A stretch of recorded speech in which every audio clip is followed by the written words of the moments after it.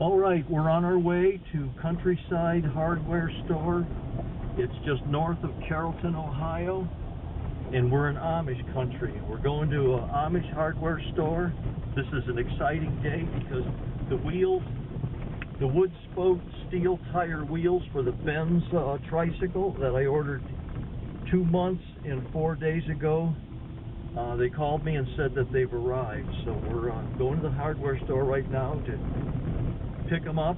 Hopefully they'll be what I ordered. They were custom made. I see a couple of the Amish guys in the yard right there.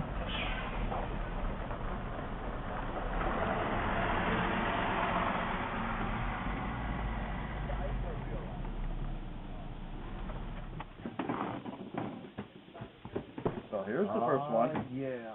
That looks something like... Yes. It's on it. What's for the build of it? Oh my goodness, look at that big one. Yes, I told you they were big. Oh, yes. They're straight, they're not cambered out. Or I think you call it dished. Yeah, dish. How's that? Oh, that looks beautiful. Oh, yeah. Wonderful. Yeah, you did good on the hubs. Now, I'm going to have to talk to you about bearings. Okay. Maybe not right this minute, and I want to look at that used axle you got down the hill, maybe. I'm going to be sawing brackets here. These are going to be spring perch brackets. I know it doesn't make any sense right now what they look like, but you'll see in time.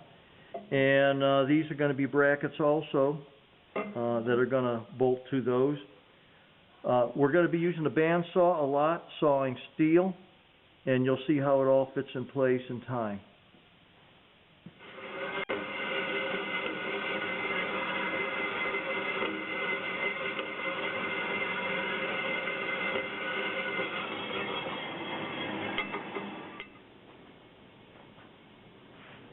All right, we have 2 brackets made, and again, I don't need to explain it now. You'll see in time how they fit. But the square 1 inch by 1 inch Amish buggy axle that we're going to adapt and use will fit into the slot.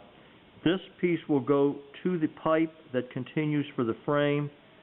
We'll get to that later. And in case you wonder why I'm using all this rusty iron, the difference is that this stuff's free and the shiny stuff costs money. All right, these are the brackets that we cut out today out of those pieces of angle that you saw before.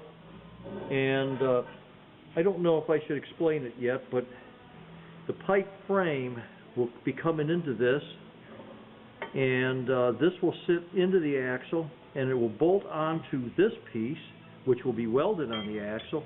It will bolt on like that, and the leaf springs will go on here.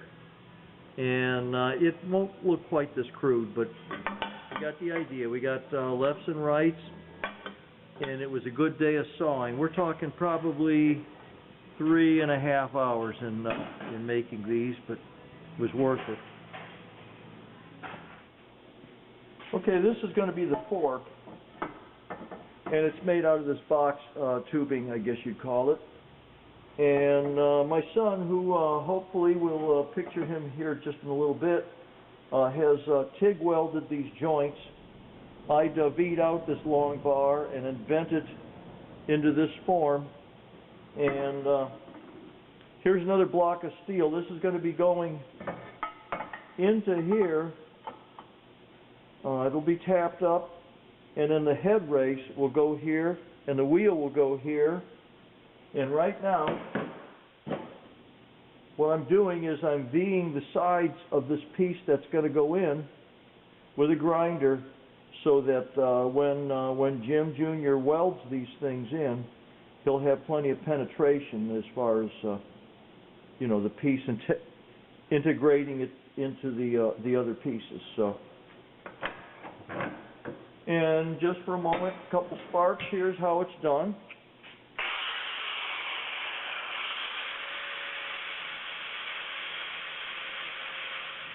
This is my son, Jim Jr., and we're in his shop, and he's getting ready to TIG weld that cross member and the fork, the front wheel fork of this Benz tricycle. So wanted you guys get his face, his handsome face, before he puts the mask on and the helmet, all that kind of stuff. We all wear masks. Did you get that? Just a word of wisdom from him. He has others too.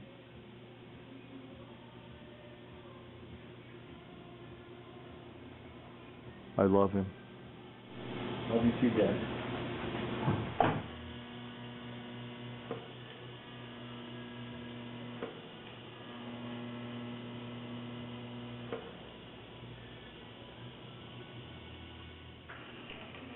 There will be a lot of that kind of welding. Most of it I'll do stick welding myself at home, but for some of the finesseful stuff here, my son's great at it, and TIG is the way to go. All right, this is the front wheel that's going to be on our Benz machine, and as you can see, these two hubs aren't symmetrical. This one is wider than this one over here. So they're going in a front fork, and I want them to look the same. So I'm taking it apart. The bearings fit in here and here, and they will look symmetrical. If I cut down some of this excess that has a hubcap at the end, because this isn't going on the end of an axle. So it's going to be an axle that goes all the way through. So I can cut off on the lathe the part of it that is sticking past the bearing. The bearing's going to be right in here. And in fact, since the bearings are right here, they're tapered roller bearings. The races are already inside, and this one will go on the other side. They're different sizes, of course, which means that I have to machine the axle with steps, and it's got to all be figured out in the middle. The axle set up in the lathe, we will measure in hundredths of an inch the insides of the bearings, measure how we're machining here on the shaft. Now a normal machinist can dial all this in, but this is an old loose lathe, and I'm just doing it all by hand in steps. But let me just demonstrate one of the passes on the axle. I'm going to be here for an hour and a half shaving off little passes and measuring and this and that. And there'll be lots of lathe work, but this is just a demonstration of how it is.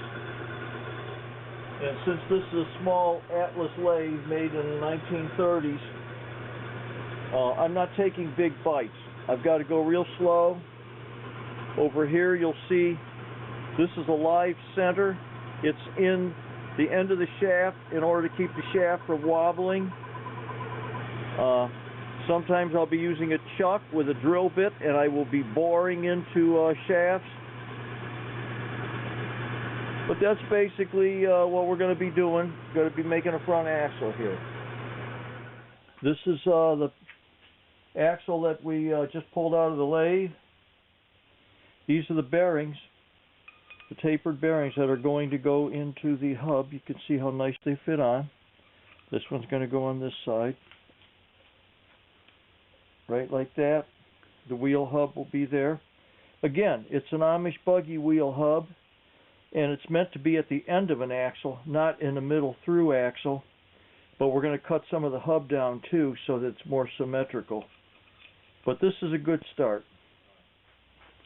First we got a wheel, a front wheel. And I think I said, but the dimensions are very, very close to what the original 1888 Benz Patent Wagon wheels were. I think his was 31.5 from what I've read. This is 32. His had a rubber tire. So we're doing good. The other day, you saw me take that big piece of bar and stick it in a lathe, and I machined this axle. And it had to be thought out because it steps in many places inside, and it has I've got tapered wheel bearings in each side, and you tighten them and you make them tighter. That's that. Okay, now these pieces, and I made 2 of them. These were a block of steel.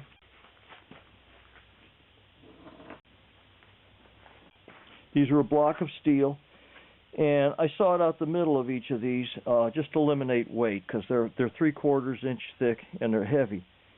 But I sawed them all out on a bandsaw, and to make these curves, I clamped 2 of them together and ran a hole saw down through, turned it around, clamped them again, ran a hole saw down through.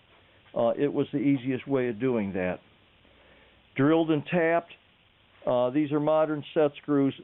When I find square-headed something or other, I'll replace them. But for now, these will go on the axle, like so.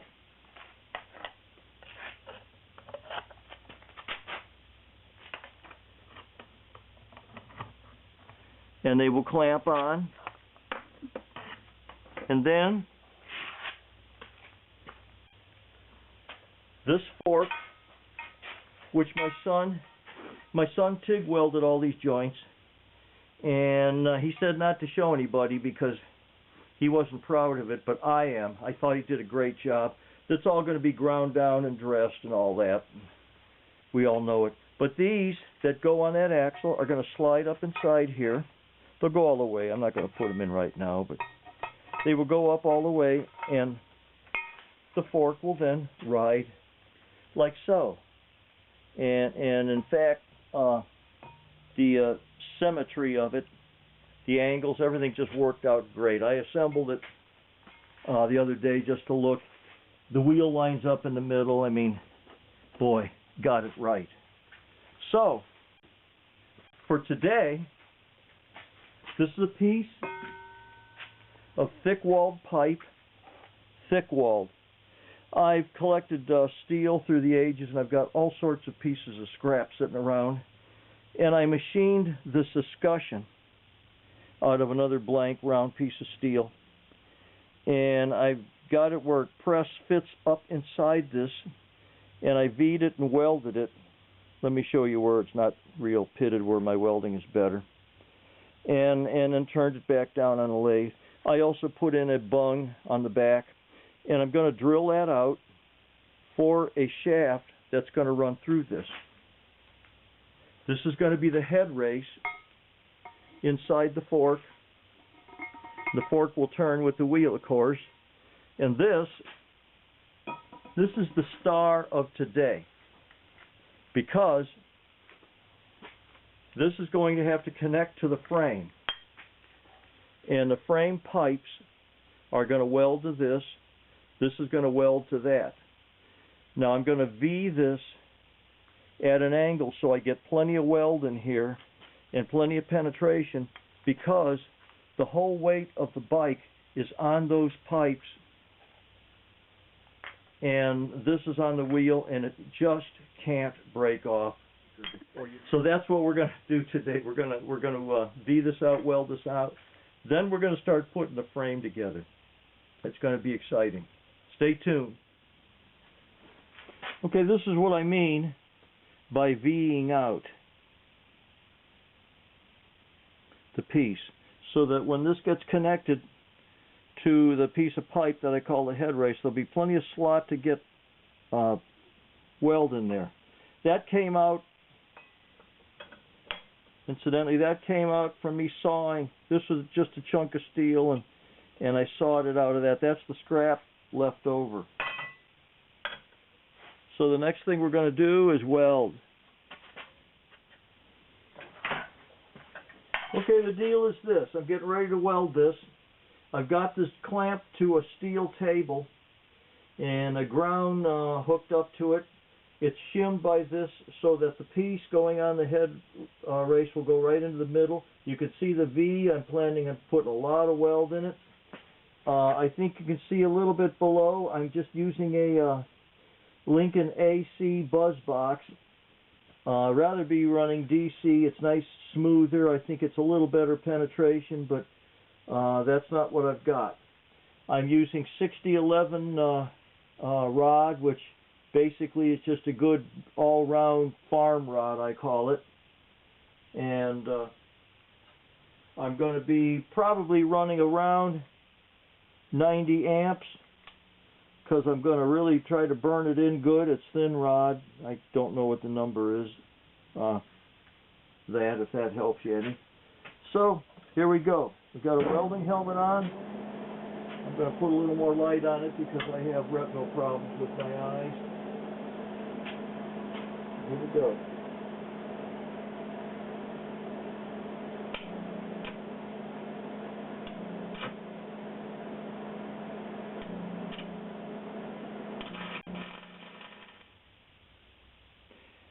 The very first thing that we need to do when we actually start building is to make sure that the frame is laid out right. And I mean really laid out right. These two pipes that we're looking at right here, you see my hand showing them, and then the other one on the other side here, those are compound bend because they go up to the fork, but they also go in.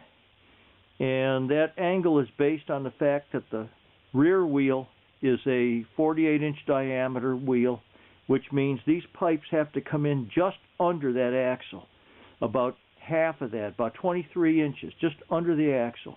But on the front, on the fork, that wheel is 32 inches, and the head race makes it go above that. So when you subtract all that and figure it out, that head race has to be 12 inches higher than the middle axle of the rear wheel.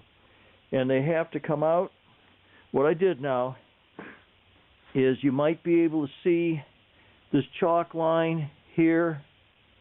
It goes along there. I got this big pile of nuts and bolts on top holding the axles down while I jig all that. But that chalk line is the rear axle. And you can see that I've laid it out with a chalk line in the middle for these things coming together. And I've tacked it. Now don't look at my not so wonderful weld, it's just a tack. But the head race has got to go straight up and down, and it does. And it's got to go straight this way too, up and down, and it does. So I'm going to begin to weld all this frame together, but that is the key point to everything coming out all right.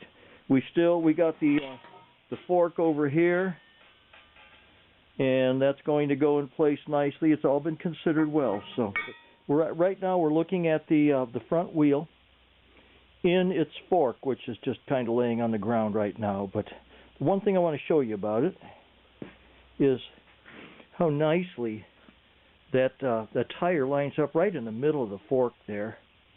And it did that because these blocks down here got to slide at an angle up in there. The axle had to drill at an angle in there, but this has got the bearings in it, and both sides are spaced out just right. So this head race is what the fork is going to go into, and then these pipes come back here. Now these had to be bent at that angle exactly so that they would come into, this is the rear axle. I know you got a lot of junk. I didn't sweep the floor, but okay. And these are the spring perches, which I made out of a piece of I-beam. I think we talked about that. And this pipe, I've got it slotted so that, it's hard to show you, but these pieces go in there and they will bolt to the side of the spring perches. One on each side. This side here too. Now, they're V'd out because I got to weld them all in, and they weld past this plate, but they will just bolt onto the spring perch. It's not going to weld solid onto the rear axle or anything like that. I'm not that amateurish. So I wanted to show you there's a lot of figuring that had to go in this to get these spring perches level and the pipe come in at the right angle just lots of stuff. And you think, oh, that's simple. Yeah, I guess it is, but it wasn't for me. It took many hours because one thing ends up contradicting another. It's an Amish buggy axle. I had to straighten it, and I've got the arch going up instead of down because we're going to make a like a 3/8 inch rod truss underneath, like an old horseless carriage would have had a truss to balance it out. So I'm going to go ahead and I'm going to start welding now. Okay, what we have here, we're just going to highlight one of the little details of things that we made. These are drawings that I made, kind of a German initial Gothic sort of, doesn't make a whole lot of sense until you see the letters filled in. But I want to make a medallion that's going to go welded to the rear axle that's going to support a truss rod.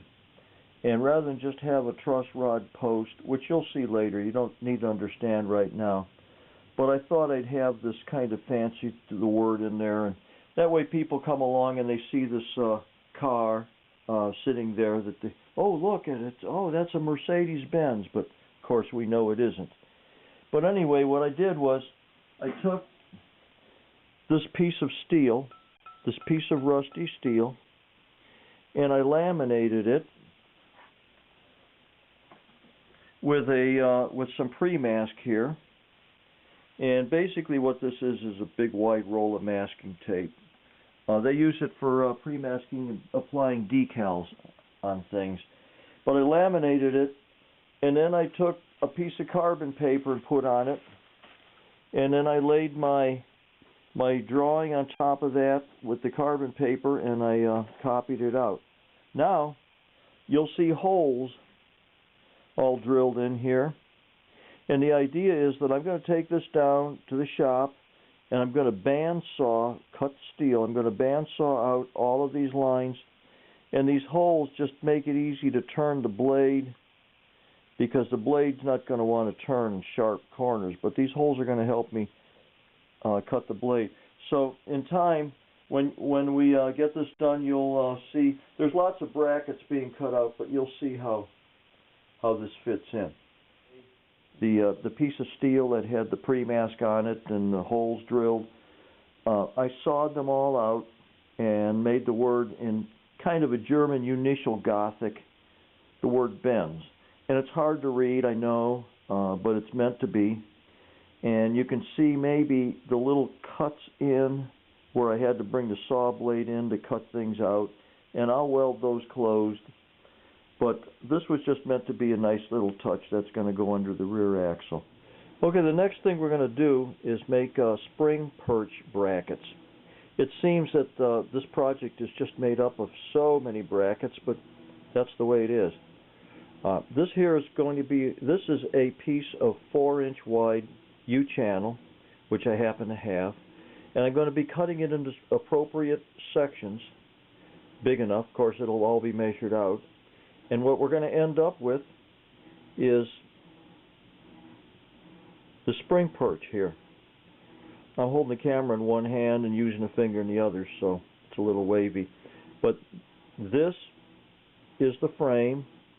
It continues. I just made it like it's cut off. And this is going to be made out of those that piece of U-channel. And then the full elliptic springs will be supported by it.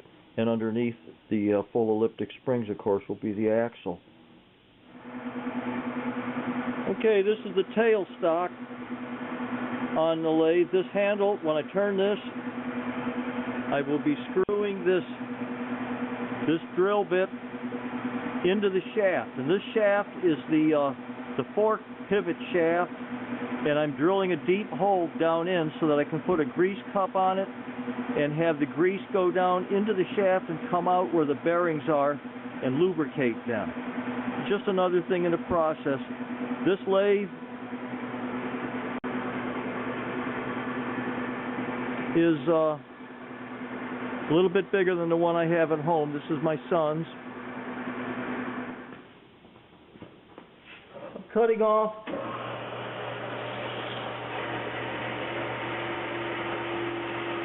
U-channel pieces to make the spring perches. You can see the blade running along there. The material is clamped in a vise. This is just a big cut-off bandsaw.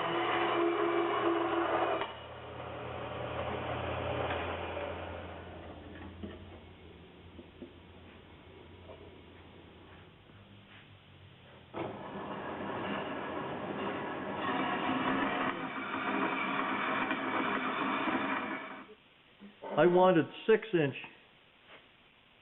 U-channel, and I only had 4-inch, so I cut out, threw away the half or the piece of the 4-inch. I'm tired. This took too long. I'm going to weld these together. I'm going to have 6-inch U-channel. The frame is going to go through here, and this will go underneath. The springs will go underneath this. I'm going to round these out, and one for each side. All right, let's see if I can explain this. What we're looking at is an 18-inch diameter sprocket. Well, it's a cardboard template, but I want large drive sprockets on the rear wheels, and I was going to go about 15-inch diameter, but I thought let's just go a little bit more ostentatious, I guess you'd say, a little bit more ridiculous. Since I'm going to make them anyway, let's just make them big and really neat. So this is an 18-inch diameter sprocket, it's going to be, and actually it's 17 and a fraction. But the way I arrived at things was it's going to have a 60-inch, or no, a number 60 chain, and each link is 0.75 of an inch. In other words, 3/4 of an inch. So by arriving at a 54-inch outside circumference and dividing 0.75, 3/4 of an inch into that, I end up with 72 teeth. Now, I used the formula pi 3.1415. I rounded it off, and I ended up with a 17.221 inch diameter. But let's zero in on it a little bit. Here's actually my figures, and you can see these little circles going around the outside, and you can see the big round holes. Those I'm going to use a 5-inch hole cutter to just cut out the centers and make a design in these sprockets rather than just leave them a great big solid plate of steel. One reason is for weight, and another reason is for aesthetics. We're just going to make them look kind of more fancy sprockets like they might have been back a long time ago. So I'm going to lay this cardboard, I'm going to clamp it down on 2 big plates of steel, one at a time, and I'm going to take a center punch, and I'm going to punch the center of each of these holes into that metal, and then I'm going to drill pilot holes. Here's the center of it, actually. And I'm going to drill pilot holes, and then I'm going to drill out all of these things and hopefully come out with a pair of sprockets that will work. Here we go. All right, that template that I made of the 18-inch sprocket, I've got center punch holes where all of the drilling is going to be, and these are going to be the 5-inch cutouts on the sprocket that make it look cool. A big plate of steel. Okay. Now, the next step .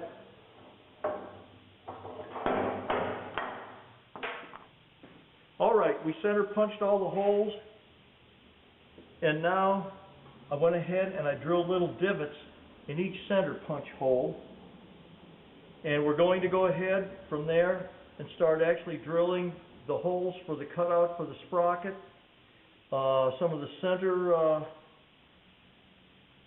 decorations, I should call them, and the centerpiece that got to be cut out so this will slide over the rear wheel axle. All right, I'm drilling 1/4-inch holes where the guides for the big hole saws to cut out the big holes are going to be. These will make it accurate for the hole saws to cut out right in these places later. There are 100 holes per sprocket, but by the time I'm done drilling pilot holes and then the final hole, you about double that. So each sprocket, 2 sprockets, will have 200 holes in each of them. And when they're spitting out spirals like this, since I sharpened my own drill bits, that means that I'm doing a pretty good job of sharpening these things, and they're lasting too. This 1/4-inch bit is the guide for these big hole saws, and that's why I've got these holes here, to be able to put them in, and then they will drill, blah, blah, blah. Okay, but one little trick in using hole saws that might help you, and you may know it, but I'm scribing this, and then I am going to drill a hole right along in that cutting line, so that when the hole saw goes round, all the chips, as it goes deeper and deeper, instead of the chips just jamming it up, and they will anyway, they have a place to go down through the hole and empty themselves a little bit and relieve themselves. Now that we have the 1/4-inch guide holes done in our big plate that we're making into a sprocket, and 2 sprockets we're going to make, got another plate, and believe me, I'm learning, just as if you're interested, you're learning too as we go, because I've never done this before. But what we're doing is we're going to make holes in this plate with a 5-inch hole saw, and you'll soon see what that's about. But this is a well over 100-year-old Camelback drill press.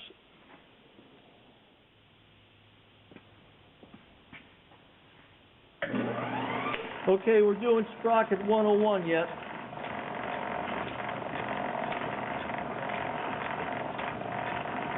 All right, I just came through. Wow, great. Now let me tell you something about this. Okay, the piece is up in here, and I'll pop it out with a screwdriver. Oh, no, it fell down in. Okay, I've got 4 more of these holes to do. I did the 5 on the other sprocket plate already. I'm using Lennox hole saws, and I find that for me, Lennox cuts good, and they last. And I've used a lot of other stuff. Believe me, I have. This was a 5-inch hole saw from Lowe's, and with my military discount, I think I paid $38. And if I make 10 holes here, and the thing craps out on me, it will have paid for itself. But I think it's going to last. Also, the last time I used this, that leather belt that I showed you before was slipping and not getting traction when I really pulled down the torque on this thing. So I went ahead and I oiled the inside of the belt with neat's foot oil. And you go, gee, if you oil a belt, won't that make it slip even more? And the answer is, in this case, the dry belt had so little surface tension that it was slipping. And the oil, as it impregnated into the leather belt, and neat's foot oil is what you use on leather, it gave it more surface, and it's been just doing great. So I got 4 more of these to go, and we'll continue on our sprocket voyage here.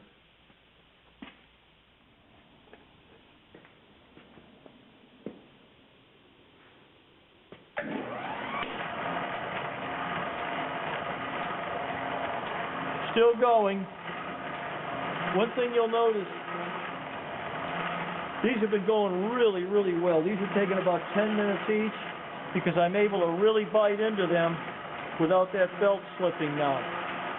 One thing you'll notice is how slow we're going with metal, whether you're drilling, sawing on a bandsaw, or this sort of thing.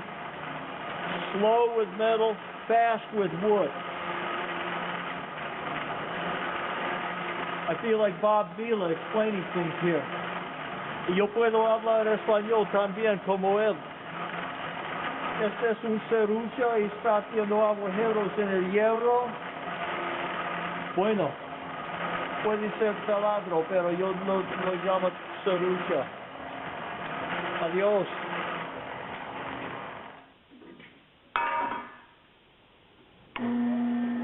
As you see, we're starting to make the pilot holes for where the sprocket teeth are going to be.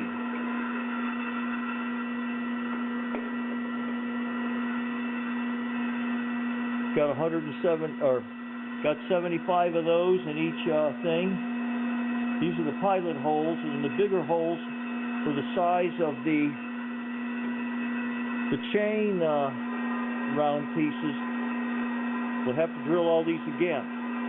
You can also see that all of the hole saw cutouts are in.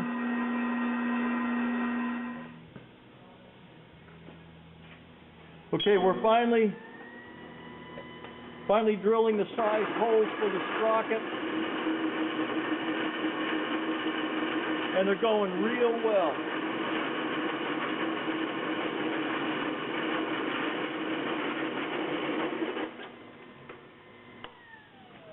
Now, once I got all these holes and they're the right size, I'm going to saw this out right on the outside of it, and then we're going to be filing and shaping the teeth, and hopefully we'll have sprockets that work. 2 of them.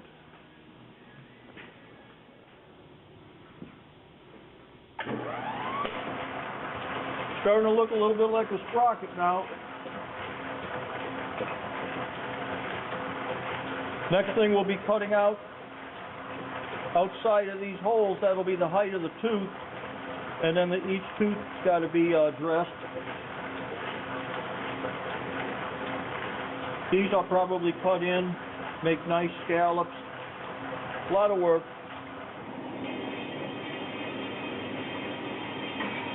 Okay, this is the bandsaw again, and this blade is real thin, but it's sawing through here. You can see I'm sawing on the outside of all my holes. And then after that, I'm going to have to, each tooth, trim them down to a point. But we're moving along, and I seem to be doing about cutting through 1 tooth per minute. 72 teeth, so do the math.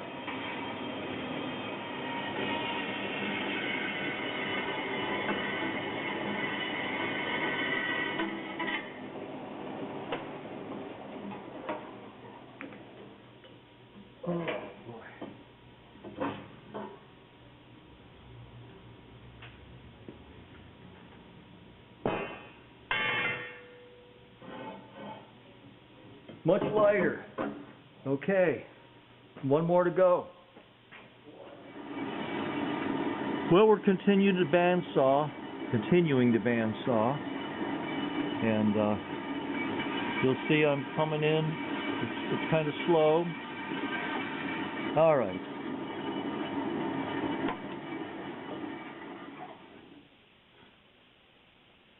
I'm sawing out. I made these circles first in the sprocket, and then I'm going to be sawing out all these things so that the sprocket ends up looking like its mate, which is almost finished here. This one here. And you can see how I turn those round holes into these pieces here, and remember the 5-inch round circles we cut.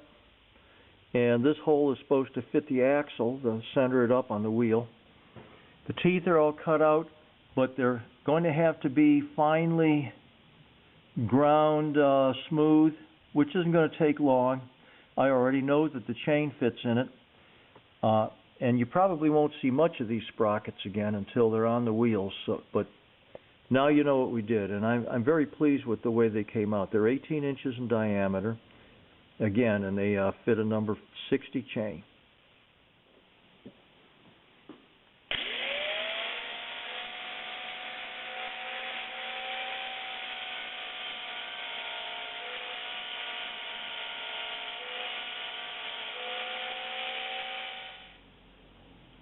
All right, in case we needed to establish whether we actually had a chain or the accuracy of all of that math and drilling the holes, Here's a piece of brand new, tight number 60 chain, and here look how it just meshes all right in.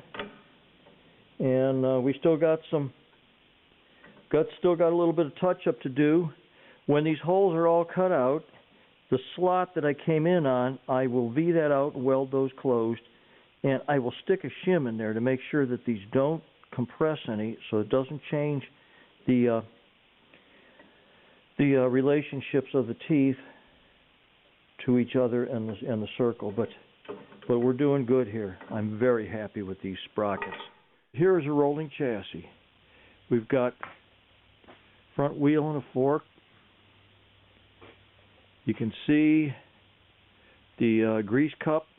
I've drilled down through the shaft where that'll squeeze grease and it'll come out in the bearings.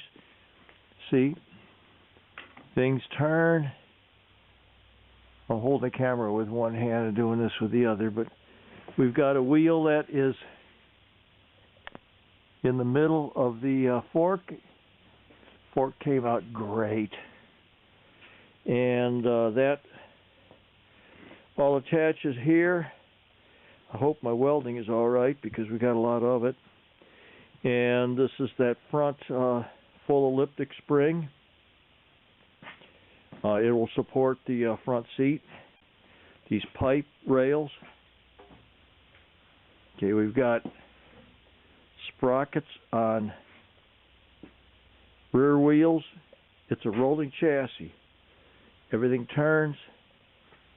We've got these mounts on the top of these full elliptic springs that will support the upper frame, which we're going to be starting on soon. Axle going to the other side. 18-inch sprocket supports for the frame. Okay. We have rear axle,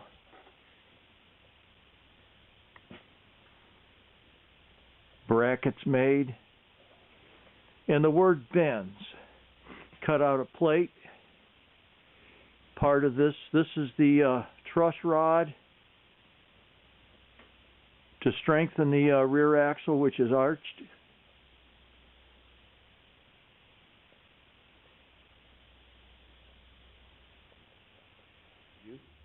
We're going to be building the upper chassis, and if you notice from the photo before that the front of it has a round bull nose, and I happen to have this late teens, 1915, 16, 17, ideal lawn roller frame.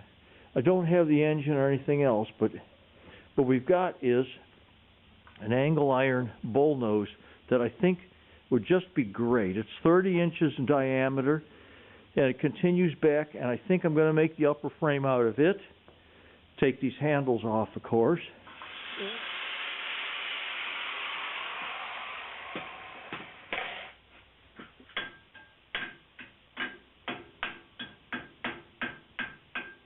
I'm just tweaking a little bit some of these brackets.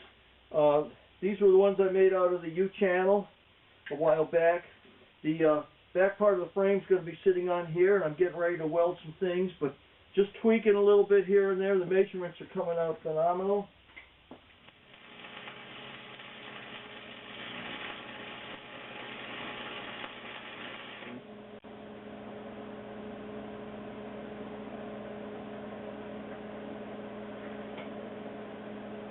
Welding the top frame, I'm putting little gussets in the corners that are going to be underneath. This will be flipped over so we can strengthen it more. But these are going to be sitting on these spring shackle mounts, whatever you want to call them. And we're coming along. This is the upper frame. This steel here is about 2 years old. And all right, I've got this meat or dough roller, whatever you want to call it. Took the handles off of it. I bought it at Walmart for $3, and it's a nice big chunk of wood. I'm going to make handle grips for the steering tiller out of it, and I'm using this metal lathe, turning it kind of fast. I'll taper with it by just turning it in and go, you know, this and that. I won't show it to you again probably until the grips are on the actual steering tiller, but gives you a chance to see some of the little stuff that we're doing here.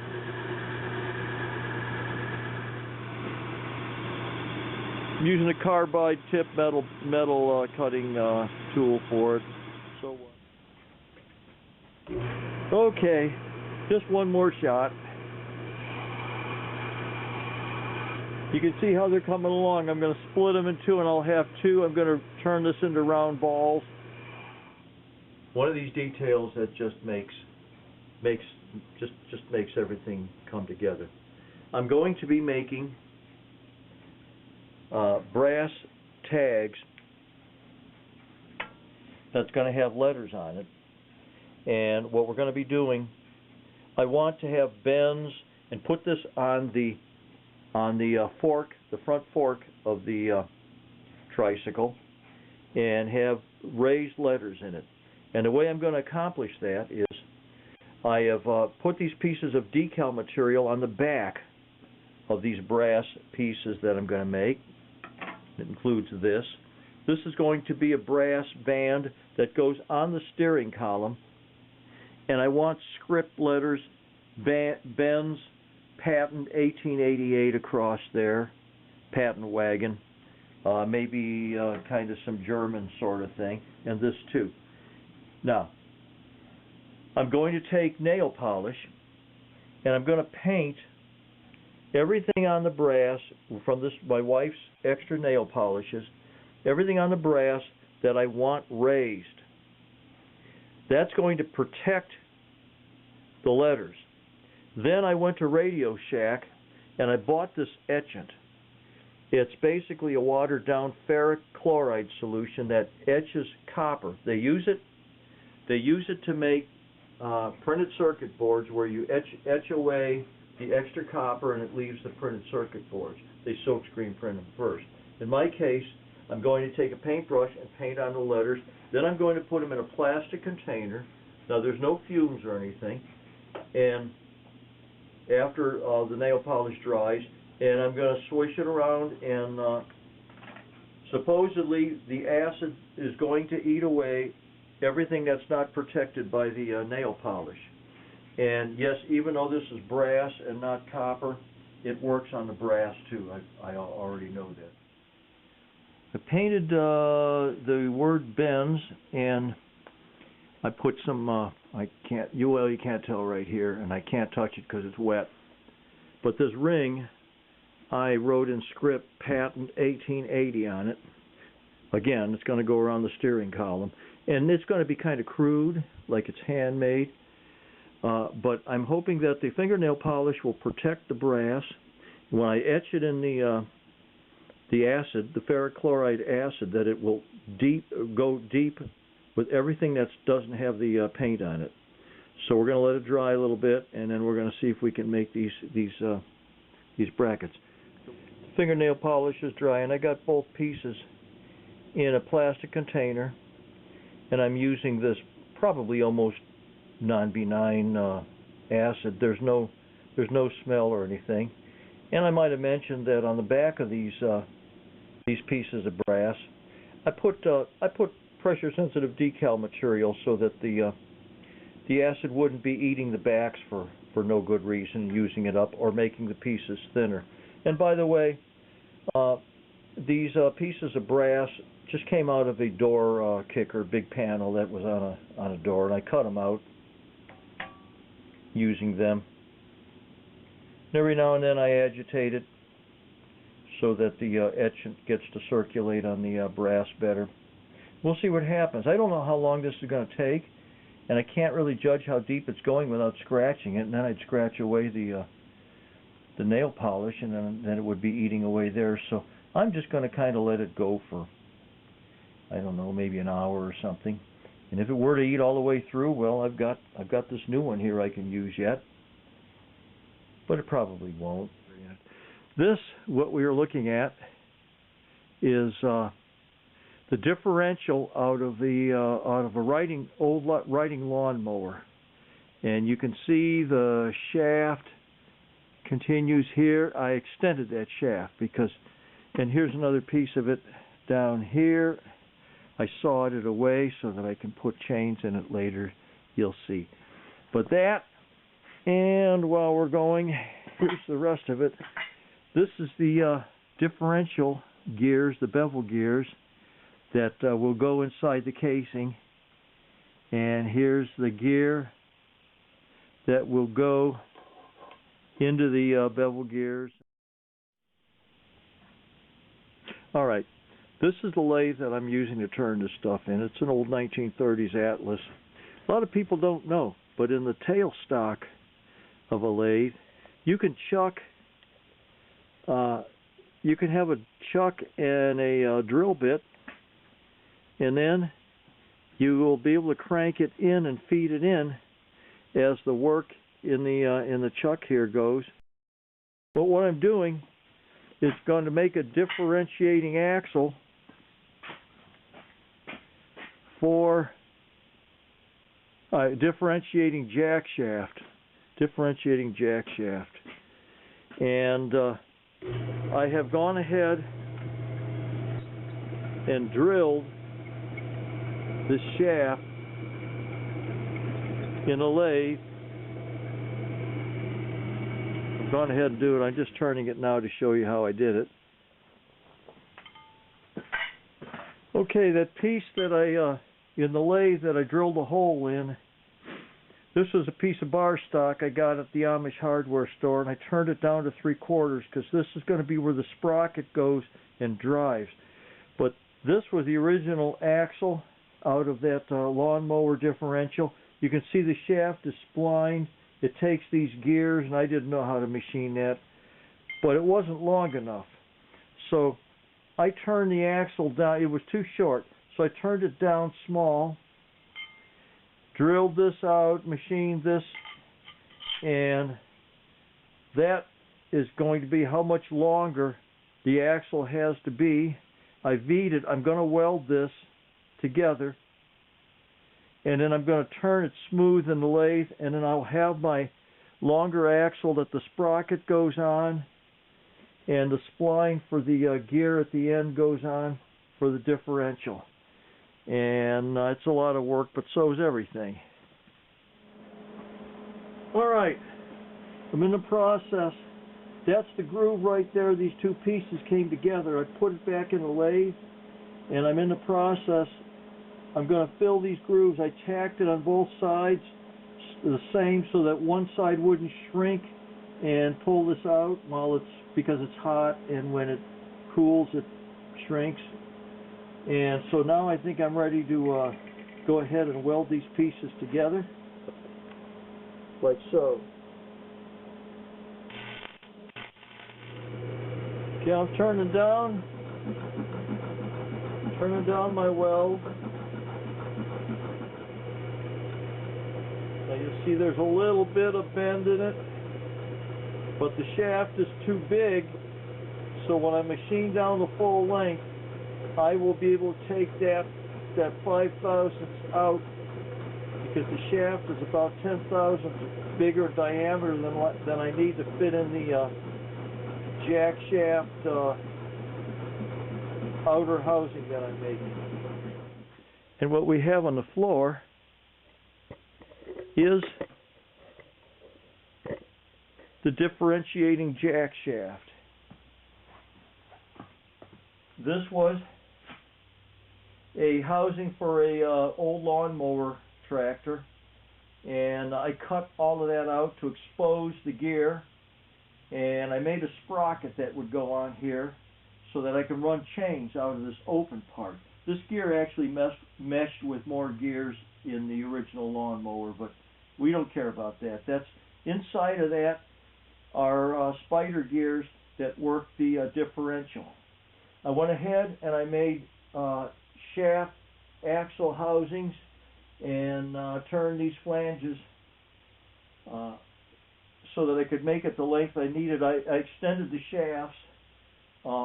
I turned them so one fit inside of the other, and then welded them and machined them down, because the lawnmower would have had axles maybe that far out, and we needed to go the 55 inches to put sprockets on the end. You'll notice I put grease cups in there, because the shaft that's running in here is almost the size of the thick wall pipe I used for the housing.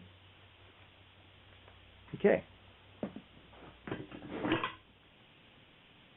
Okay, what we have is basically a rolling chassis. And you can see the fork mechanism. You can see the steering pitman arms. There's two of them, one on each side.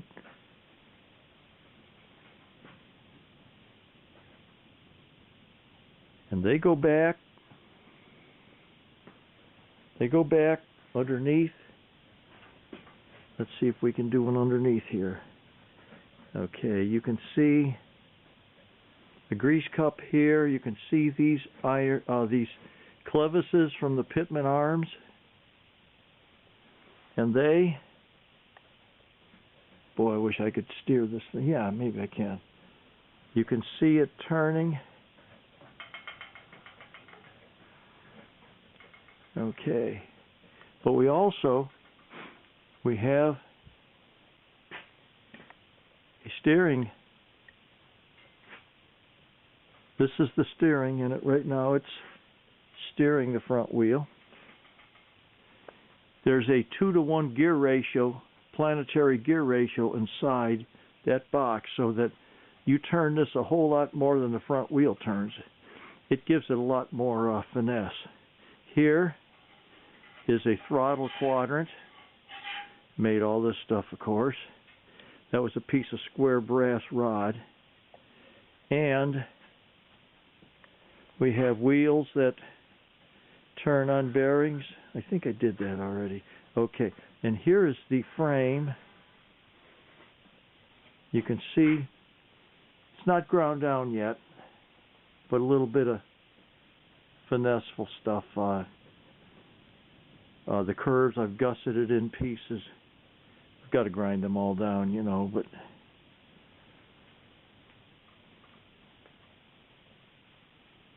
this is the front. That arch is where that front seat's going to sit,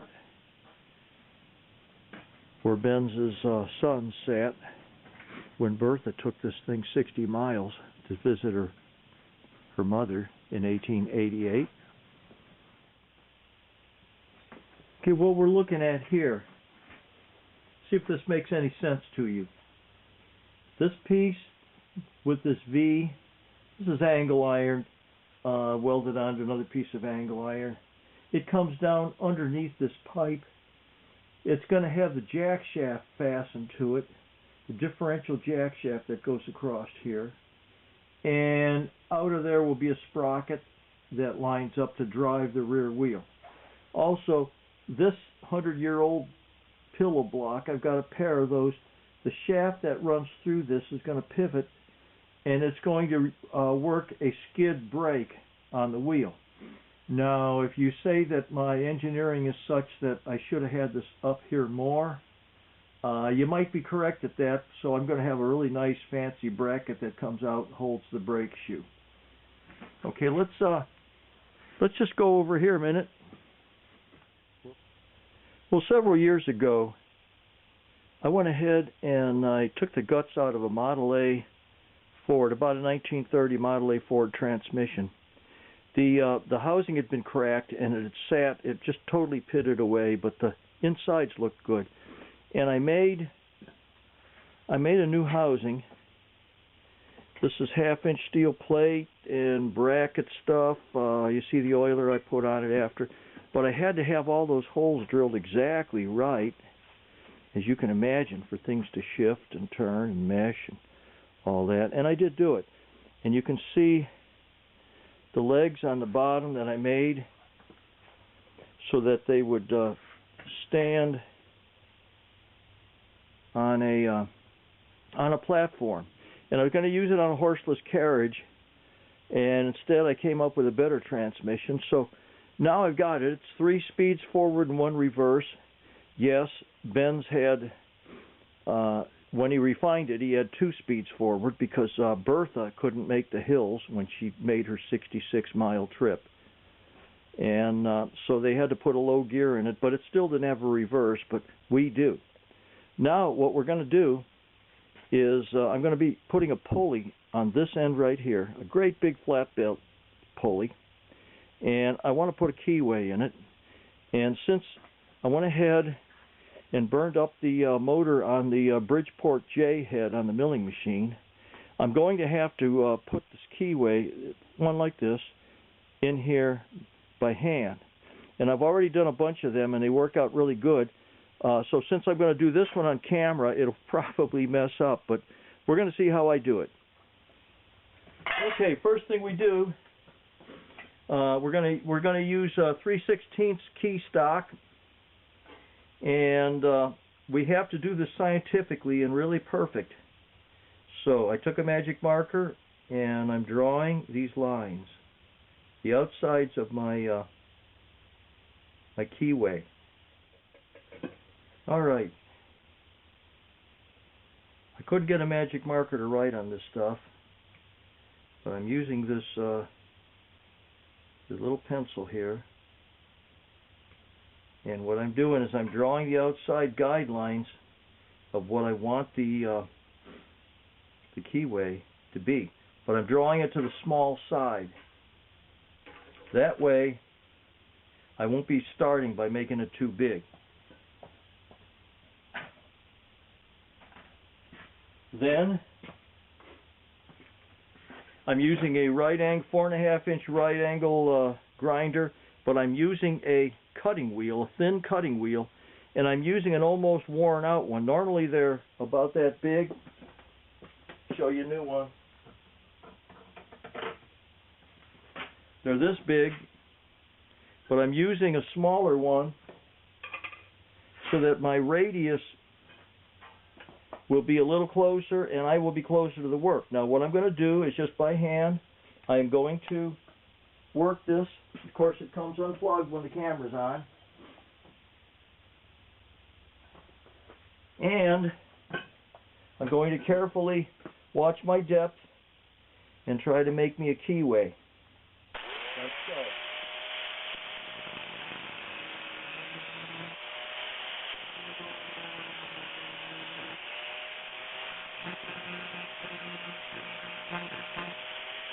So I've got to work at it a little bit, but you can see that I'm going to have that ditch, and it's going to be, oh, you can't see, but once I got that walled out a little bit, it's going to be the right size. Okay, we got that. I'm pretty happy with how that ground out. Now I'm going to take a file that's got pretty coarse on the side, that's just under the 3/16 key stock, and I'm going to kind of work it to get the flat. And since I made the sides a little bit smaller than the 3/16 key stock, I'm going to work them out. And this is going to take me 10 minutes.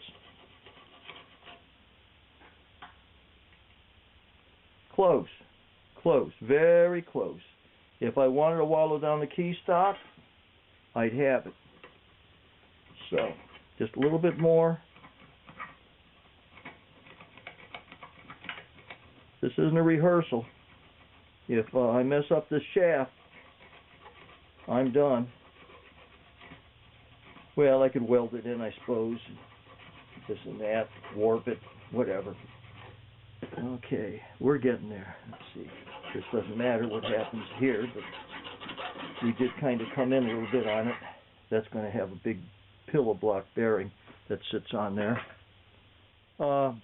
That's it. I'm going to probably take a tiny bit off the key stock just to get it in a little deeper, but the keyway's good and I'm happy with it. The thing will tap down in.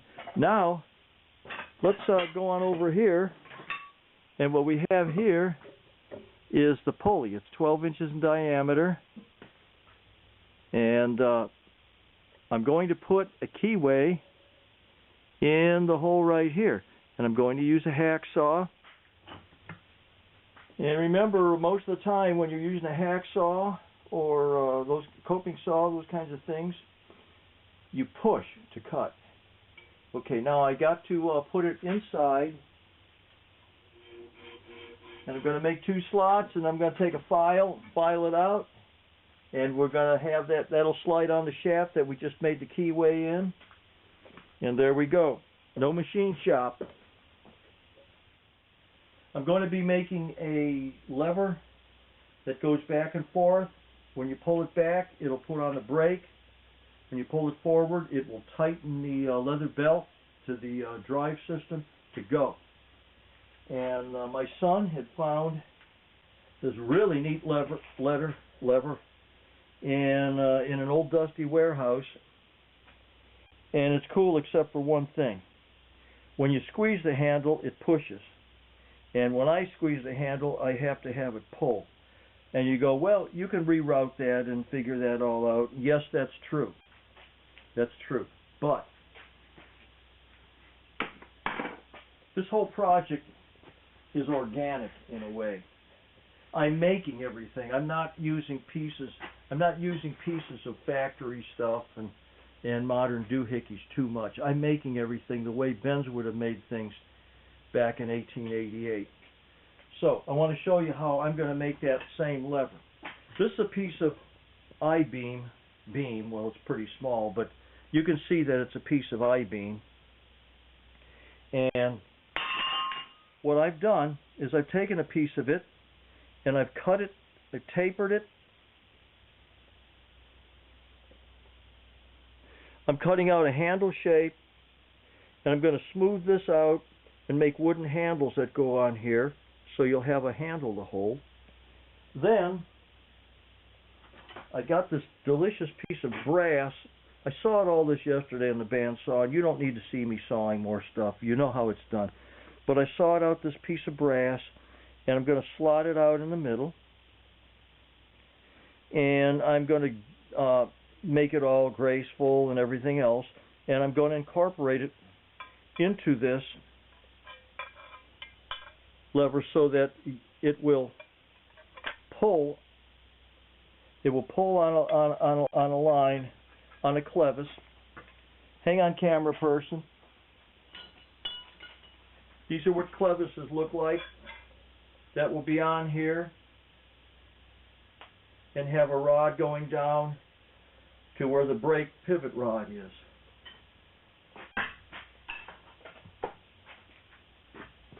This is a piece of 120-year-old carriage iron from in the woods, but I sawed it into what I wanted to saw. It will clamp on here, and then it will pivot.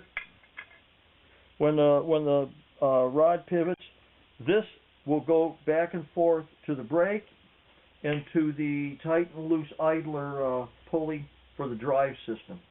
I just want to show you before I start really, it's just basic sawed stuff, but I want you to see it the next time when it's on the tricycle. One more thing. Let's come around here and we'll trade places. You can see I got a hitty already. This was a piece of U-channel, and I scalloped it, cut it off, drilled a hole in it, just a big piece of U-channel. And I made this gear, and I welded it on, and here's the pivot point that the lever is going to go back and forth, and this is going to be much more refined, but I sawed it out of a big piece of 3/4 inch steel, is going to go into, when you pull on the lever, you can be able to go and it will click into these gear lobes, so that back here will be the brake going on and forward will be the belt tightening to go. Back, you stop. Forward, you go. Okay, I want to show you before I make it. Now, this will be the lever that it attaches to, to this rod, which goes all the way across, and you'll see on the other wheel over there, that will be the skid brake on the wheel. There's a skid brake on this wheel here, goes along with it, and there will be adjustments. Now, what I have for a skid pad is not a piece of asbestos brake material, but I've got a piece of commercial belting. It's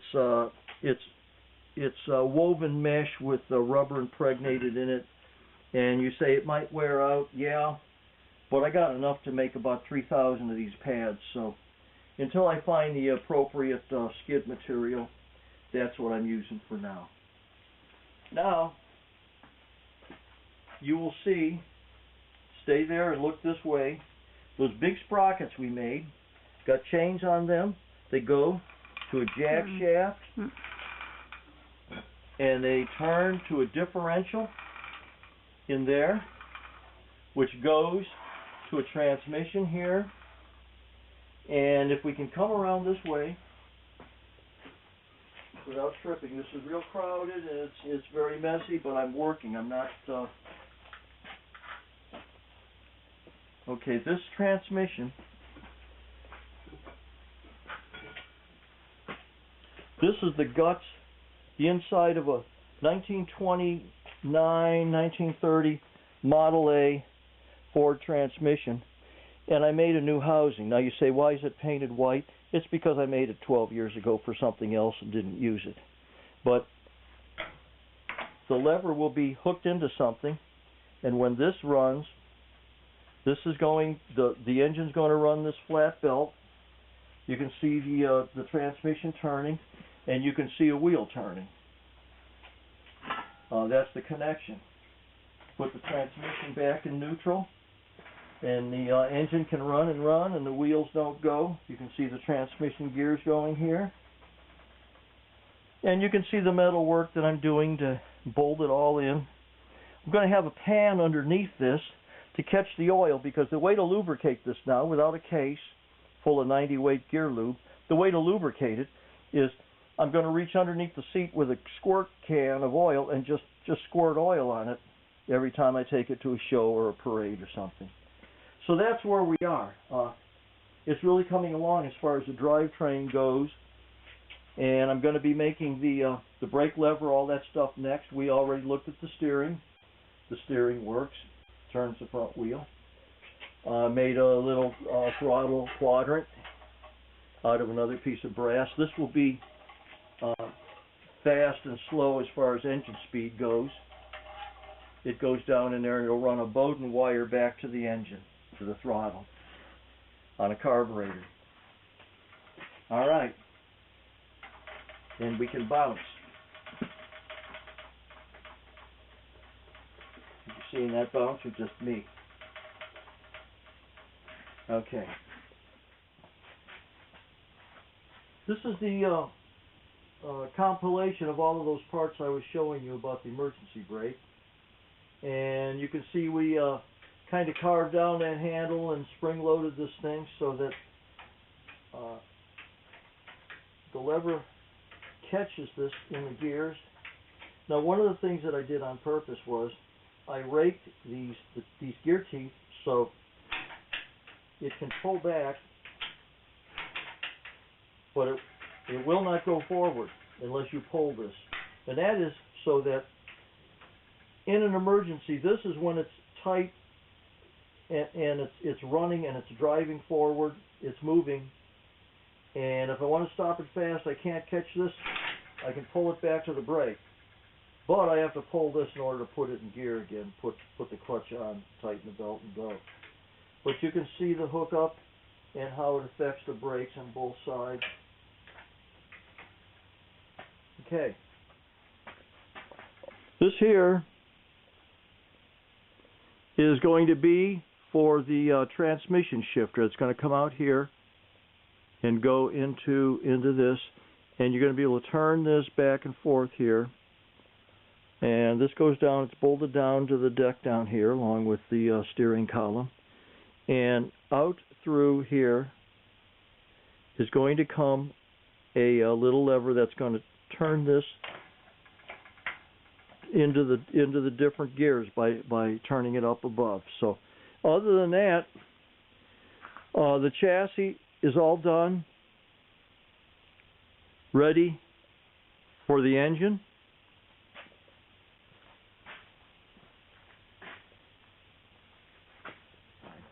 And here is a Briggs & Stratton Model A from probably the late 1930s. Here's the Briggs & Stratton Model A parts. Solid, crank type of shrouds, solid shrouds, not sheet metal like the later ones are. And here's another engine right here. The idea is I'm taking parts, building the best thing that I can, and in the process of doing that, I find out that a lot of the parts from the Model A also intermix with the Briggs & Stratton Model B, and we will come into the shop through the clutter. I understand, but that's the way I work. And what I have on the shelf here is a Model B, and what we did not have with this Model B was spark. And we're going to work on that. If I get spark out of this thing with the 80, 90-year-old ignition coil and points and condenser, and I do have extra points, and I can get a condenser from the auto parts, but if I can get spark out of this, we're going to have a pretty good engine that's going to sound low RPMs with a nice chugging sound.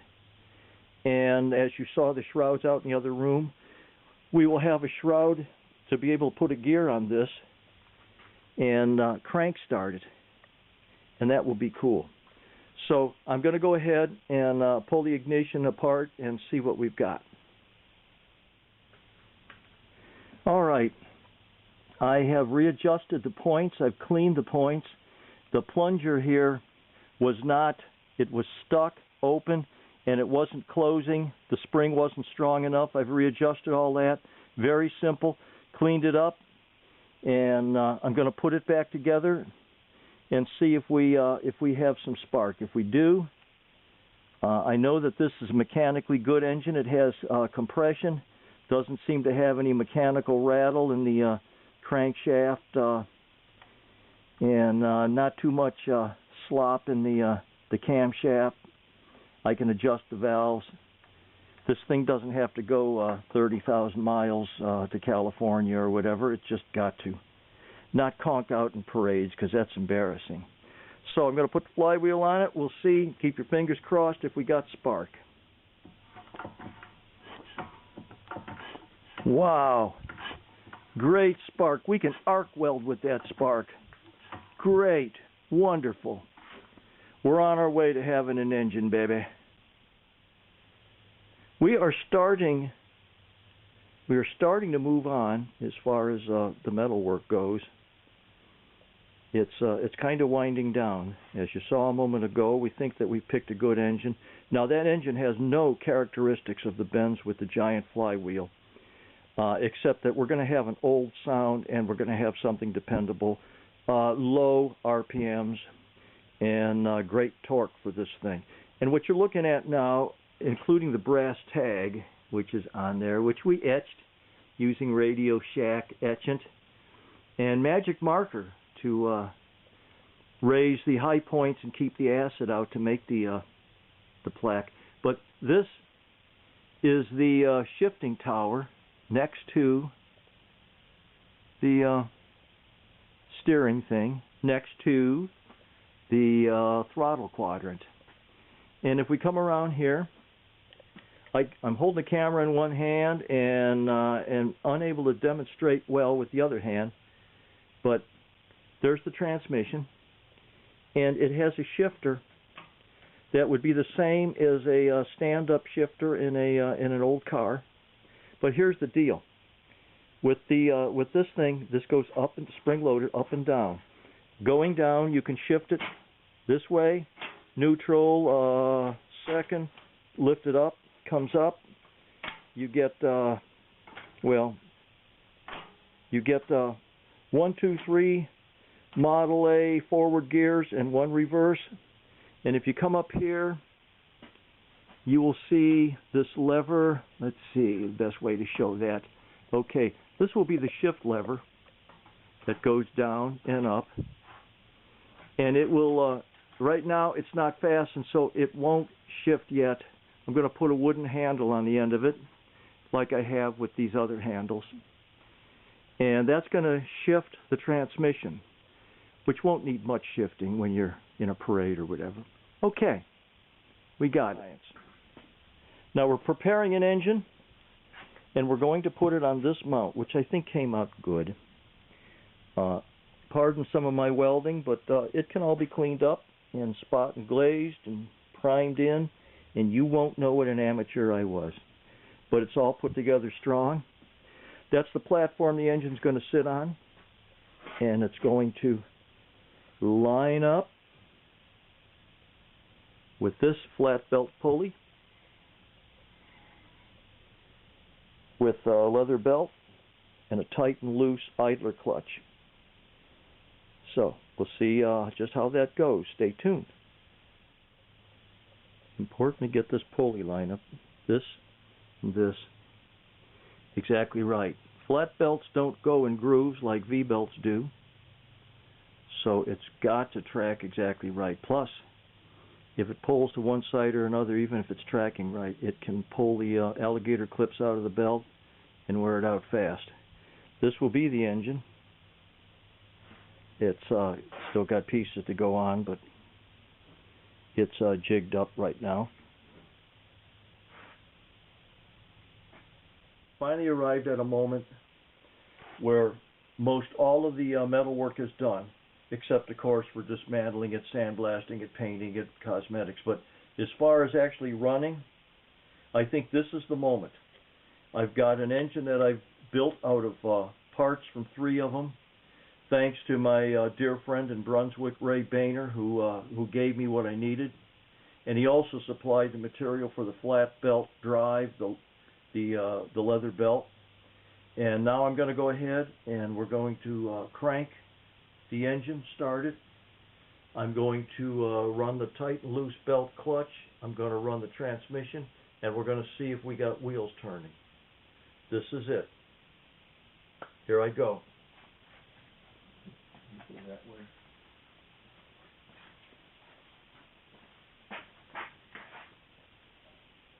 I'm turning on the gas in the sediment bowl. I got very little gas in it. This is the crank. It engages a little gear in the engine so that this turns fast, this turns slow, and it turns the gear fast. I was going to have a universal joint here with a big leather cushion, but this lines up so well that I don't need it, so it's just lined up. Excuse the welding ground clamp, we're still doing some things. Okay, let's see what happens here.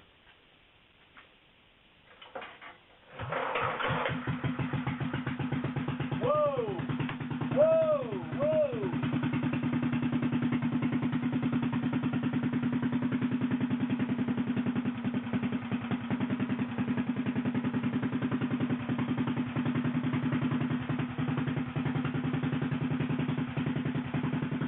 Okay, now what we have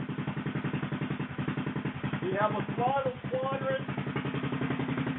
I made all this, of course. This is supposed to speed up the engine. And it does. It works. That's going to be the throttle. This here, back in this direction, it puts the skid brakes on the wheel to stop it. In the other direction here, it is supposed to be tightening that pulley.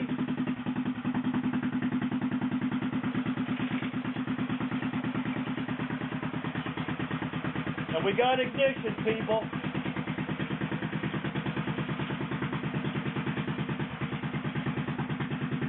Transmission, neutral.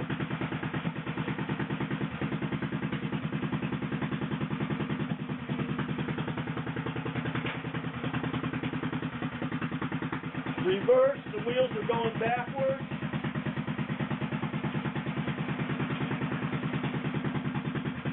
Emergency brake on again. Back in neutral. High speed.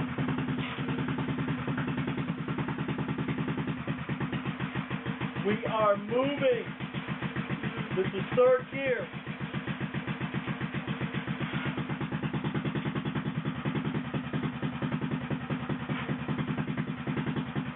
That will be shifted from up here.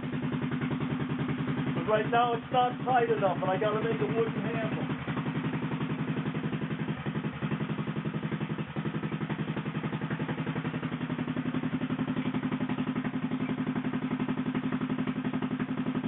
I'm going to let it run out of gas.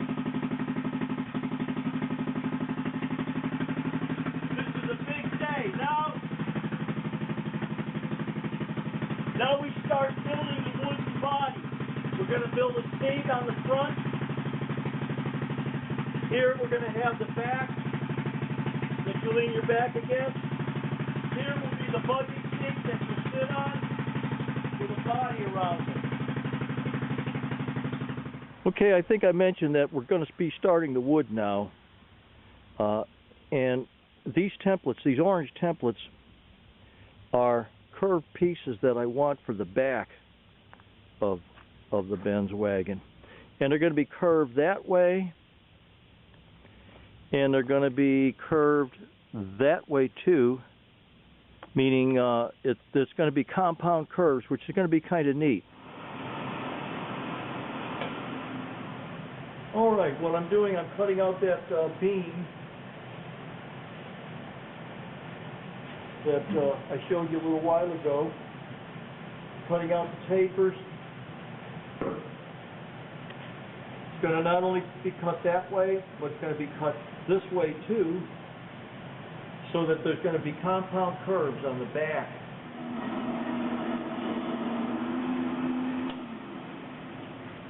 All right, you can see that this has been cut this way. Now we're cutting them this way, so that when they arch this way, they will arch out and back in at the same time. Compound situation. So,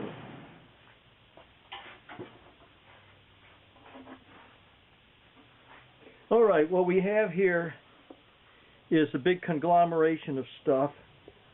I'm in the process of doing the wood. I think that's pretty obvious. This is going to be a closed panel. This is going to have a seat top with a lid that opens for holding tools inside. This, it's all rough. This fits inside of this this angle iron piece. It goes like, wait, before I put it in there, this is going to get covered, and this angle has to match this angle, so the piece goes like this, which means that this angle graduates because it's on a curve. This woodwork isn't just cutting a bunch of straight lines on a table saw. Otherwise, I think more people would do it. But this is going to fit in like that, be covered, have another cover on top of it. There's going to be a railing right here that you rest your back against, coming around, and another piece of metal scallop going like that. So it's rough, but I wanted to show you what we're doing. That'll be the front seat that the teenagers sit on.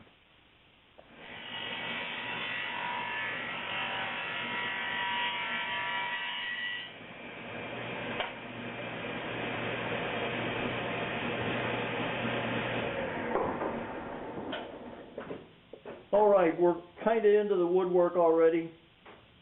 These slots that I'm cutting, I'll cut these out, and I will have a square that's got beveled edges. I'll have 3 of them. They will be panels that go on the front side of the seat that I showed you a moment ago that's in the front of the tricycle. They're just decoration, but they're easy to make. Slant the blade. I'll show you the outcome of these pieces that just a second ago we were cutting the slots in. You can see how I've cut these with a taper, and these will just be like panels in a door or something. that we're going to use for decoration. Time's cheap, and it's just going to be nice little details that we add to this thing. So.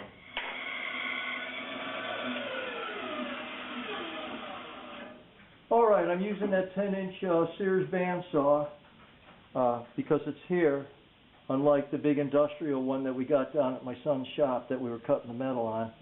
And I'm making 3 of these.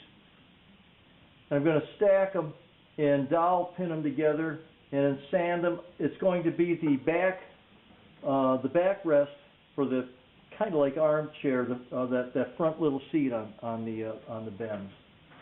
And you say, well, why aren't I steaming hickory and bending it and all that? It's because this is a lot easier, and I don't want to do that. All right, I imagine this is going to look pretty rough right now. But I got this 1/8-inch real thin plywood. It's junk. I bought a 4x8 sheet for $5 at a store. I think they were probably going to throw it away. And this is because I glued the wrong side and cleaned the glue off. But I needed something that was flexible, that would go around. That would go around and not crack. This is the seat.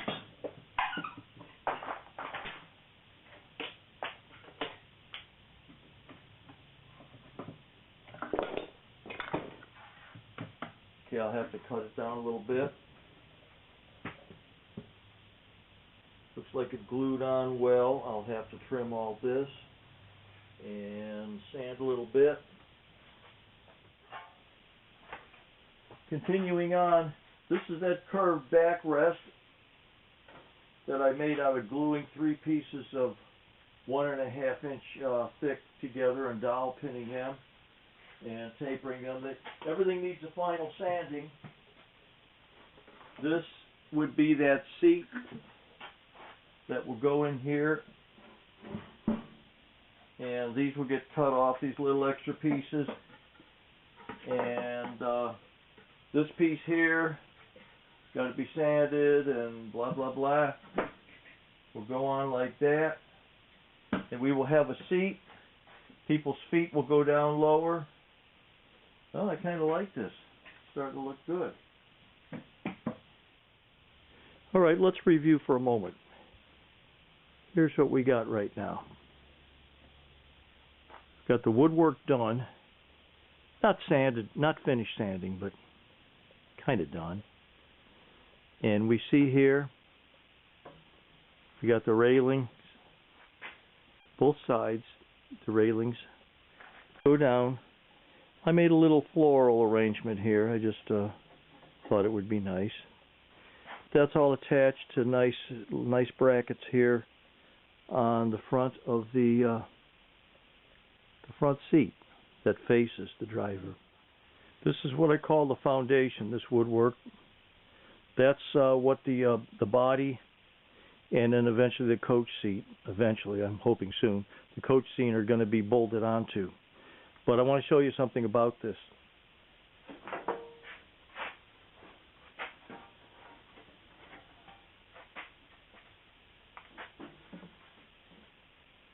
Okay, as you see, there's all of these things coming in here, and that means that you can't just lay these pieces right down in this angle iron without regarding for that. So you see, hopefully you see all the cutouts that I have, so that when it sits down, it will sit down on top of all these things, and this will bed down on the angle itself, and then bolts will go up through the bottom of it and go into that. So we will build on top of that. So nothing is really as easy and cut and dried as it looks. But this is pretty nice. I'm pretty happy with how this all came out.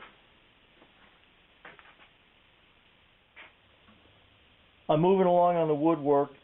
I cut these out using a hole saw and then a band saw to connect them, and then I used a router to get these edges. And these pieces I'm making right now are going to be braces that are going to screw in, and they're going to hold the sides steady, but the sides are already really steady. But that's because the fenders are going to attach to the sides, and I don't want any pulling or whatever. But you see, just a little bit, this isn't going to show because there's going to be a back tailgate, you might want to call it, on over this. But I want to put a little bit of sort of fancy woodwork in it while I'm doing this. I think you can see a little bit of my unorthodox workmanship here. I'm clamping curved pieces onto the I guess you'd call it tailgate, the piece that I'm making that goes on the back of the body.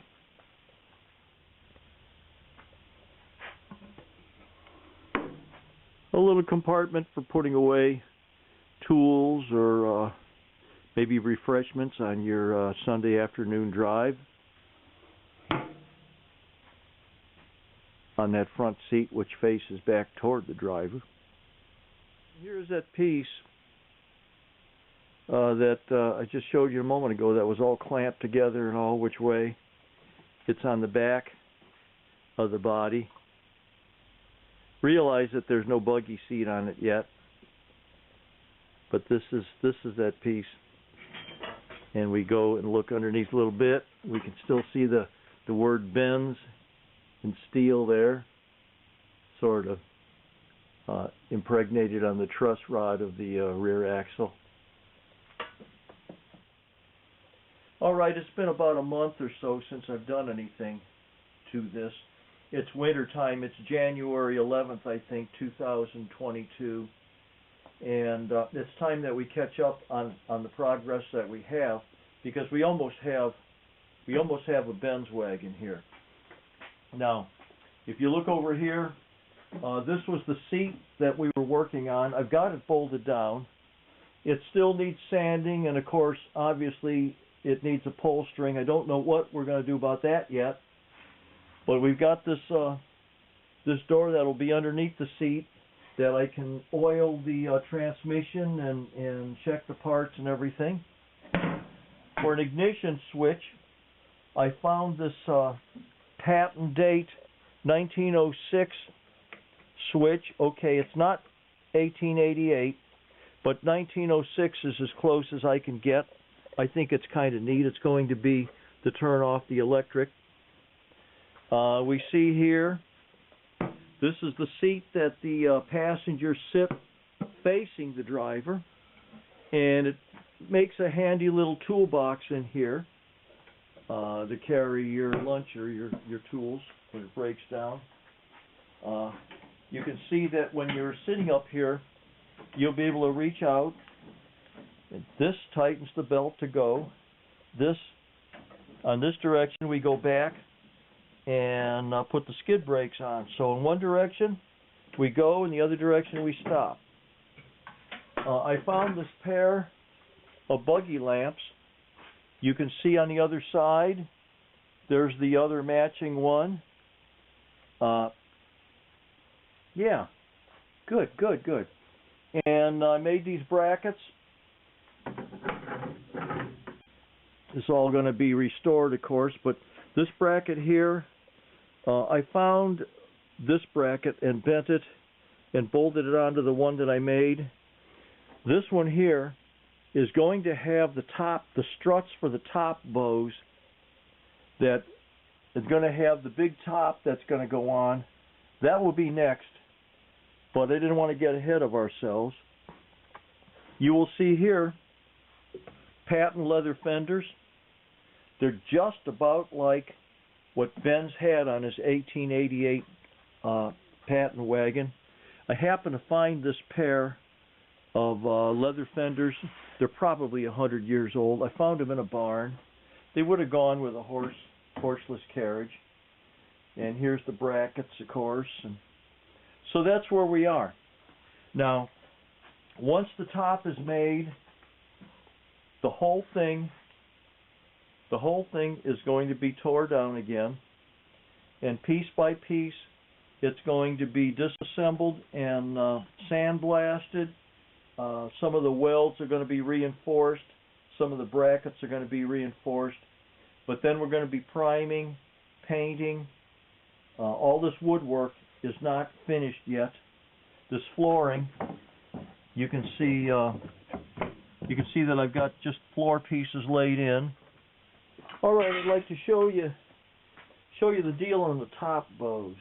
The top bows are the frame for the cloth top that's going to go on the buggy seat.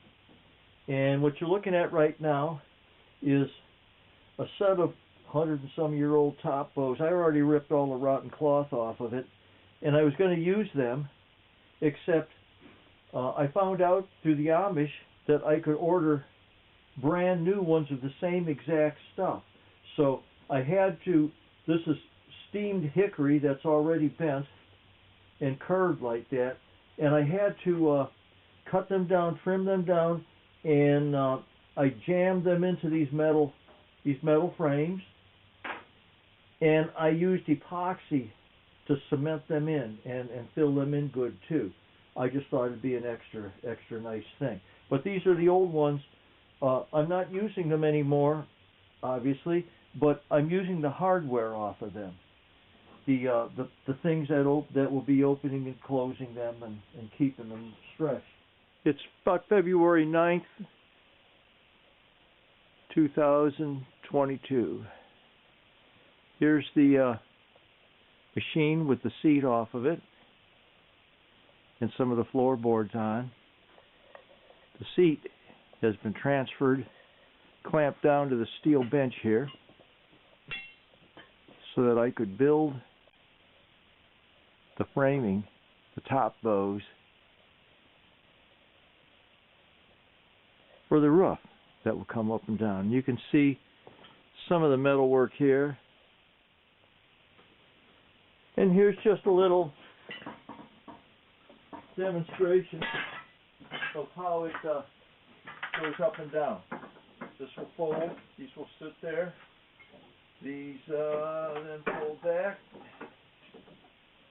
these then fold back. Of course, Juani's going to be making the sewing the material after I make the templates for the cloth that goes on the top of this. But that's how that goes. All right, it's April 1st, 2022. I've been on this project a long time, but now I'm dismantling and I'm starting to sandblast parts and paint and do the cosmetics for reassembly. So we're not going to be spending a lot of time. You can see, well, you know how to use spray cans and brushes and all that and paint, but I just want to show you the last of the brackets. Now, these, I cut a big rectangle out, then I drilled a 1-inch hole in there, then I sawed them apart, and I made these brackets. They're going to go around the wheel spokes to hold the big sprockets on the back wheels. So that's what that is. And you can see here's these brackets. Now, this happens to be about half of them. It's 32 of them right there. There's 16 spokes per wheel. That's 32 spokes because 2 wheels. And this is half. There's another half goes on each side. That makes 64 of them that I'm making all together. And I'm getting ready to paint them. So I won't belabor you with a lot of this stuff, but man, there's just so much detail in these brackets as far as going back and getting them done. Well, this is May 31st, 2022. It's been close to 2 years, and what we're looking at now is the upper frame that everything will be sitting on. And at this point, it's painted. You can see some of the bracket work. At this point, we're going to be starting to assemble. Very exciting. Let me take you upstairs and show you pieces. These are some of the dozens of pieces that have been sandblasted and painted. And I purposely neglected on filming the sandblasting and painting because the painting, here's the full elliptic leaf springs. They were all dismantled, painted. I added extra leaves because the thing looked like it would be sagging. Gas tank. Piece of frame. You can see here, there's the fork. Here's the, just dozens of pieces. Wait a minute.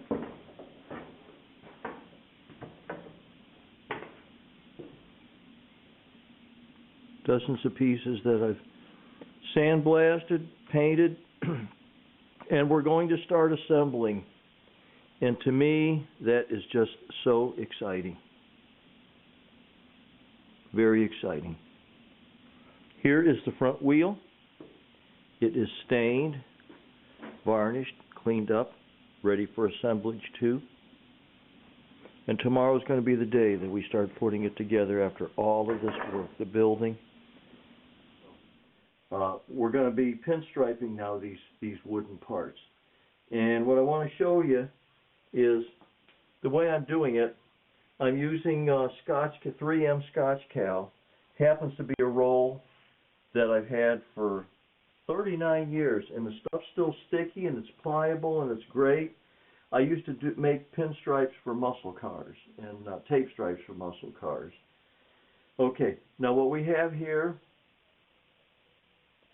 is a double-bladed X-Acto knife, and you can see with this thing I could turn that and adjust the width of the blades, but I've already set it. So I'm going to make a stripe. The blade farthest from the ruler is sharp. The blade inward I purposely dulled so that it doesn't cut as much, because I will follow it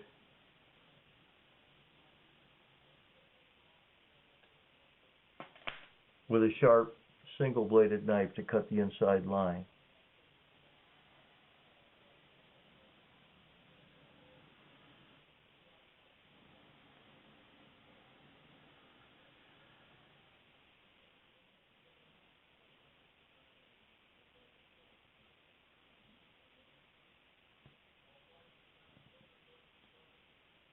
I have one stripe.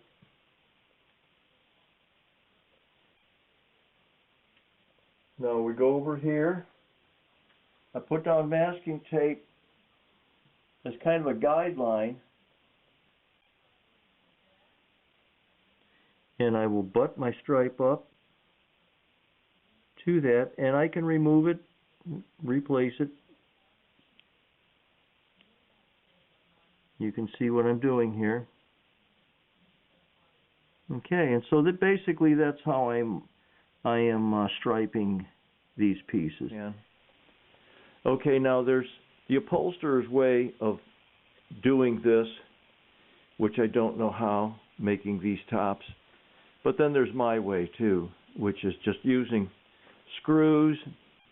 I put double-face tape underneath here, and then screws with washers. And you can see it's working out okay, and I think it's going to look attractive. Over here on the floor is some Victorian-looking flowery stuff that I will use for a headliner inside. And this burgundy-ish looking right there, that's going to be the seat cover, which will match the burgundy paint on the frame of the thing later on. And then there's rolls of padding. Got a lucky deal at Goodwill on some padding, but the rest cost money. A lot of this came from Jo-Ann Fabrics. They had a good selection.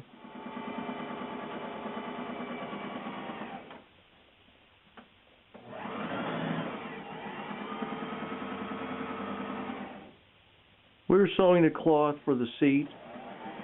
The top that goes over the top bows is all done. And this is Wani doing it. We did not have to farm out the upholstery work. We were able to do it all ourselves here.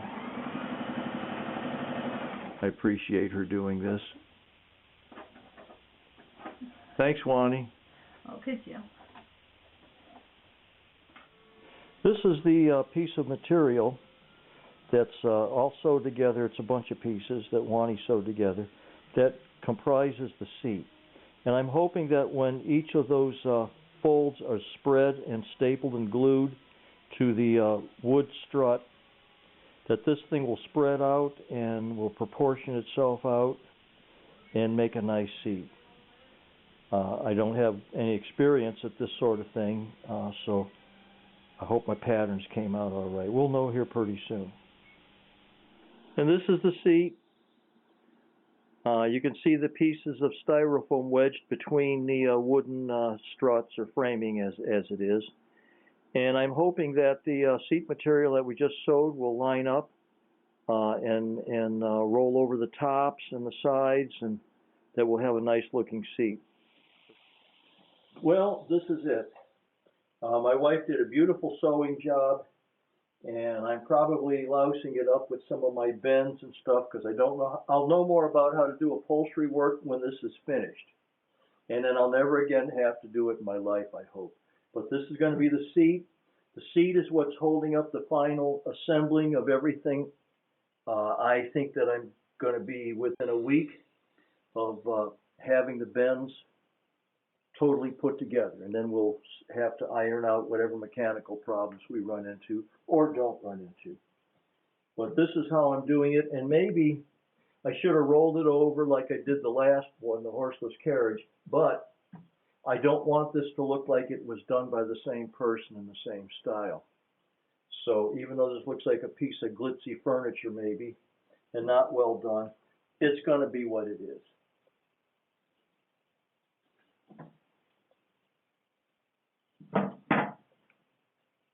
Now, don't hire me to do your upholstery work.